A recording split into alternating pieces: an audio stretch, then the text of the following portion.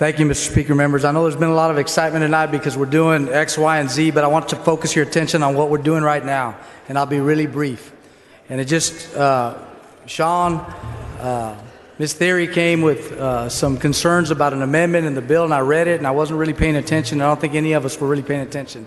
But if you look at this bill, and if you will, and I think Representative Canales also had some issues with this, and I'm willing to yield for some questions regarding that, Representative. Mr. Speaker.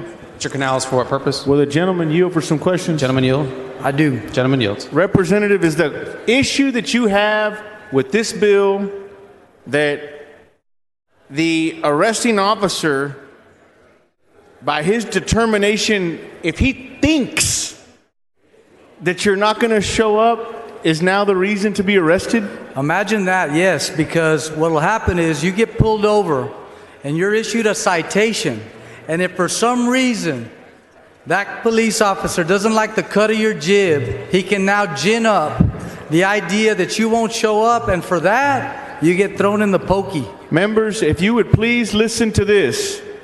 The conversation that you just told me is that for a fine that you can only, it's a fine only offense, Representative, if the officer thinks you won't show up, he can take you in? That's exactly right. Imagine that. The arbiter of whether you're going to show up or not when you're issued a citation is the officer at that very moment. That means that each and every one of us, as we're driving home to our districts, we were to get pulled over. For a traffic ticket, For correct? a traffic ticket. If he thinks you're not going to show up for that traffic ticket? You're going to the county jail that night, Mr. Canales. That's where you're going. And if that doesn't scare you, and I applaud you, Mr. Canales, because you've been a real voice for reason in terms of our freedom and our liberties, and I apologize that I haven't been behind you every step of the way, but I'm here right now, and the rest of these members should be as well. So let me just one last time. If I'm driving home and I'm speeding, and the officer believes in his mind that I'm not going to show up, he can take me to jail? That's right. And I don't believe Representative White intended this, but that's exactly what it reads, and it's irrespective of what his intent is now. That's what the language is there, and each and every one of us should be voting no as soon as I get off this mic. This is what I think of that. Garbage. Mr. Speaker. Ms. Weiner, for what purpose? Will the gentleman yield for some questions? Gentleman yield.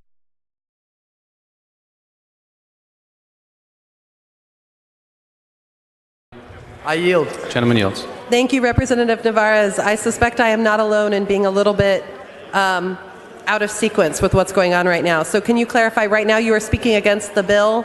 I'm speaking against the bill.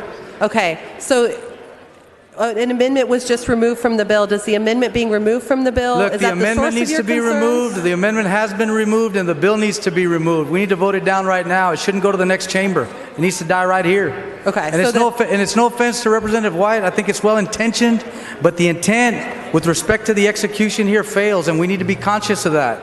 And I apologize because I did not listen to Representative Theory, and I wasn't paying attention. I was lost in every little foible that I'm involved in on this floor. But each and every one of us bears responsibility if a bill like this leaves the chamber. Okay, and so your concerns are not related to the amendment that was removed? The amendment's gone. Okay. Let's not worry about that. We're on the bill now. So and your I'm concerned concerns are about the related bill. to the Yes, current ma'am. text? Yes, Okay. ma'am. All right, thank you so much, Representative.